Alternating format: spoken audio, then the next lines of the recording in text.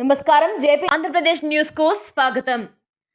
సైదాపురం తహసీల్దార్గా ఈ రమాదేవి బాధ్యతలు. నెల్లూరు జిల్లా సైదాపురం నూతన తహసీల్దార్గా సోమవారం ఉదయం ఈ రమాదేవి బాధ్యతలు స్వీకరించారు. ఈ సందర్భంగా ఆమె మీడియాతో మాట్లాడుతూ, కొడవలూరు మండలంలో తహసీల్దార్గా విధులు నిర్వహిస్తూ సార్వత్రిక ఎన్నికల విధుల్లో భాగంగా బదిలీపై గుంటూరు జిల్లా చేబ్రోలు మండలంలో తహసీల్దార్గా అక్కడ విధులను నిర్వహించినట్లు, అక్కడ నుండి బదిలీలో నెల్లూరు కలెక్టర్ కార్యాలయంలో రిపోర్టు చేసి నివాసంలో సోదరుడి అనారోగ్యంతో సెలవులో ఉండటం తిరిగి రిపోర్టు చేశాక సైదాపురం తహసీల్దార్ కార్యాలయంకు బదిలీపై వచ్చినట్లు తెలిపారు. రెవెన్యూ పరమైన సేవలు ప్రజలకు సకాలంలో అందించేలా కృషి చేస్తానని తెలిపారు.